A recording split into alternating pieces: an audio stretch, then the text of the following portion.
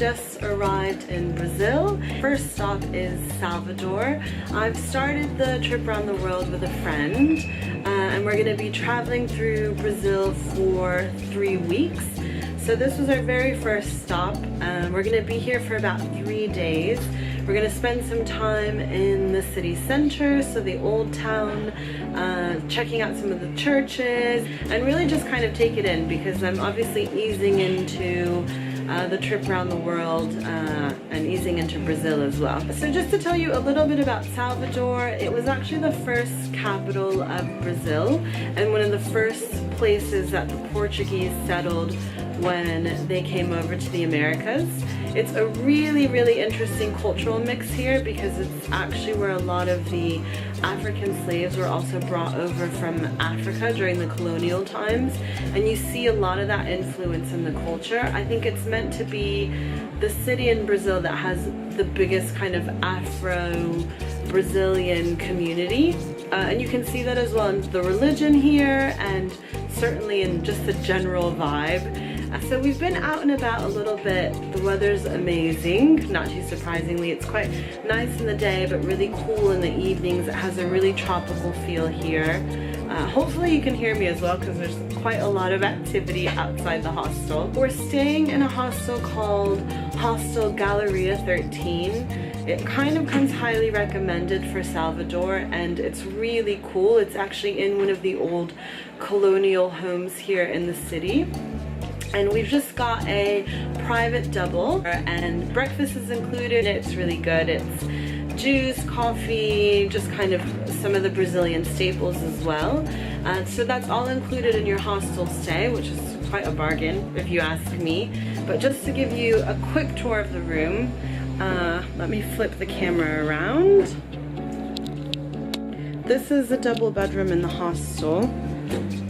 It looks out onto the street there. It's lively every single night here, so you definitely need earplugs for this sort of place. But it's quite a decent room. I mean, the bathrooms are a bit tiny, but you can kind of handle it. And you can see like the roof and the walls. It's really one of the old colonial houses, which is really cool, because you actually don't get that in all of the hostels in the city, from what I've read anyway. And they've also got a pool downstairs, really good kind of communal areas to meet people for breakfast. And in terms of the hostel as well, it's right in the center of town, so we're like really within walking distance of all the major sites and all the colonial houses, which are absolutely beautiful. So I will obviously be showing you guys in the video, and you can see what they look like. But one of the tours and one of the guidebooks actually says that the reason that the homes here are multicolored is because it was a way for, well, people to actually show their address. So you would know what street you lived on, and you would know which house you lived in based on the color of the house. And it was a way to also pay taxes. So if your house was the blue house on whatever street, then the taxman would be able to find you and collect the taxes. So people trying to avoid that would actually paint the house a different color.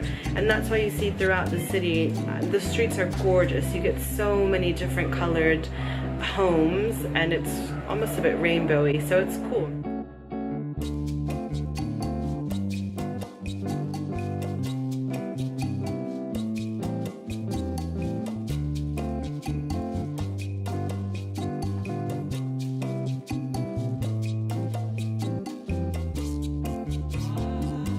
Okay guys, trying my very first juice in Salvador. It is a acai and guarana, I think. It has an interesting flavor, to say the least, but so fresh.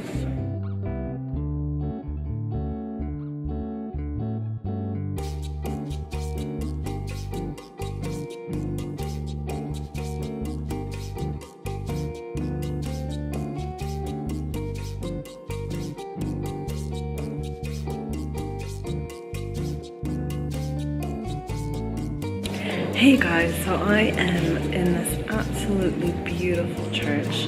As you can see, there is the original tiles from Portugal. You can really see the Portuguese influence here. and it's just stunning because you can also see from the center the blue sky against the blue of the tiles and this baby blue on the ceiling. It's so gorgeous.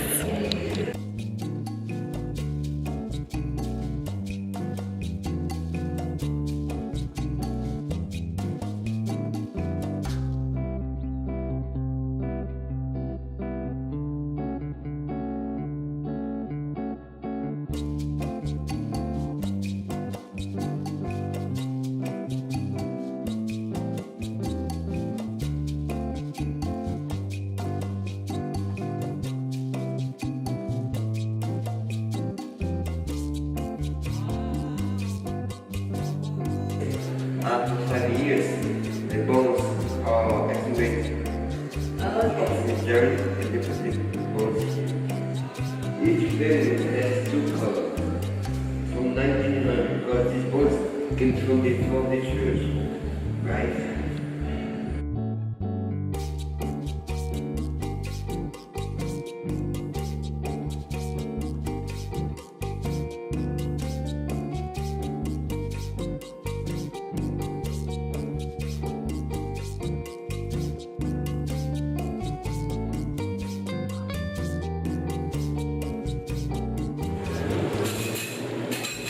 The signature dish in Salvador called moqueca. Oh, and everything else is coming too. It's absolutely delicious. It has coconut oil and, well, I guess we got the mixed one, so it's lots of different types of seafood. So we are at the Basilica. If you can see, all the ribbons that you see here were actually used to help and collect funds for the church, and it's one of the most beloved churches in the Bahia state in Brazil.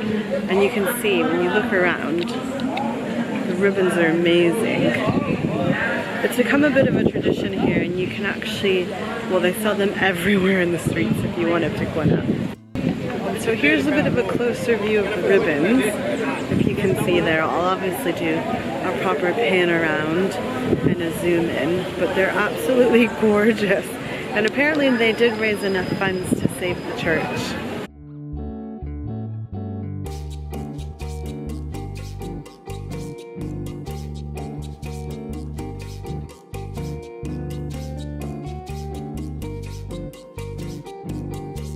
And I managed to pick up some of the bracelets from there, which apparently when you make a wish on them, you're meant to keep them on, make a wish, the wish will come true so long as you leave them on and just let them naturally fall off. So let's see how long I last with these.